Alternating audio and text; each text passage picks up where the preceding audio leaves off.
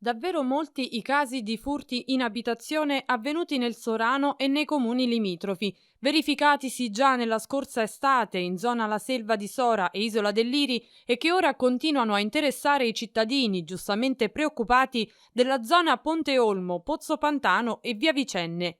Nei giorni scorsi, a seguito dell'ennesimo furto avuto luogo in Via Vicenne, i residenti della zona hanno rinvenuto nelle campagne alcuni oggetti della refurtiva portati via dai malviventi al malcapitato. Qua dietro ci sta una casa che sabato è stata presa di mira, però ci stavano gli abitanti in casa e i gridi, le strille delle persone si sono allontanati. Però hanno fatto un'altra abitazione qua a Via Vicenne e hanno preso tutto quello che potevano prendere, ma a loro soprattutto soldi e addirittura un paio di scarpe, forse gli è servito per cambiarsi.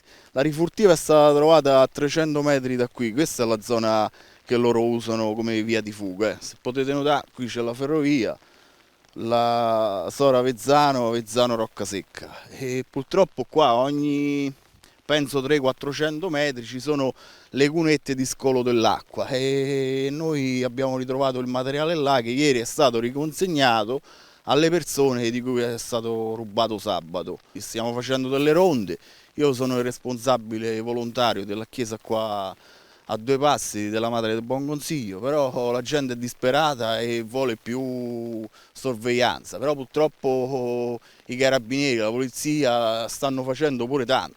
Dovrebbero aumentare le pattuglie, però la gente è impaurita. Sulla questione abbiamo intervistato il primo cittadino di Sora che ci ha voluto illustrare l'evolversi della vicenda. È chiaro che il furto in un'abitazione rappresenta uno dei reati più odiosi che possa essere commesso, però è altrettanto vero che noi abbiamo delle forze in campo, forze dell'ordine, che stanno facendo pienamente il proprio dovere, con le quali c'è un rapporto continuo di scambio di informazioni. E io so che l'impegno è totale e so anche che presto saranno assicurati alla giustizia molti di questi criminali di piccolo cabotaggio che girano nei nostri territori. Nel giro di perlustrazione abbiamo raccolto anche la testimonianza di una cittadina che al rientro dalla spesa domenicale, insieme alla famiglia, ha trovato la sua abitazione completamente trafugata dai malviventi. 15 giorni fa eravamo usciti e in casa c'era un'altra macchina, quindi sono persone che sanno, insomma, che avevamo pure quest'altra macchina, se no, poi alle 5:30 di pomeriggio, non è che è la sera, tardi, tante cose, oggetti di valori, oggetti preziosi. Poi ecco, noi abbiamo la ferrovia che fa da collegamento per loro, speriamo bene per noi qua dietro perché non abbiamo illuminazioni, non abbiamo nulla. Noi siamo impegnati anche come comune a cercare di riparare i continui deficit che sono dell'impianto, che sono ormai impianti obsoleti, l'abbiamo detto ripetutamente, che è impegno dell'amministrazione al rinnovamento di tutta la rete della pubblica illuminazione.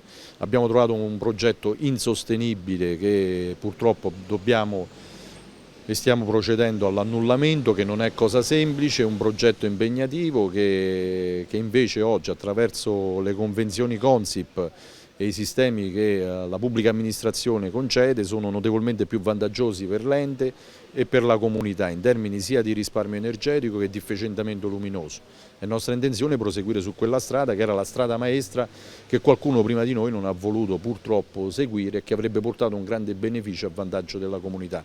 La periferia e le campagne della città di Sora non sono però le uniche zone ad essere colpite dai furti in abitazione. Le denunce dei cittadini, infatti, sono partite anche da Isola del Liri e Castelliri. Chiaramente è una banda ben inoltrata in zona, perché qualche giorno prima c'è stata la visione di un paio di elementi, 2 o 3 elementi in zona. Ecco, ci vuole più collaborazione tra cittadini, perché se c'è collaborazione vi assicuro che è un deterrente che funziona e funziona alla grande.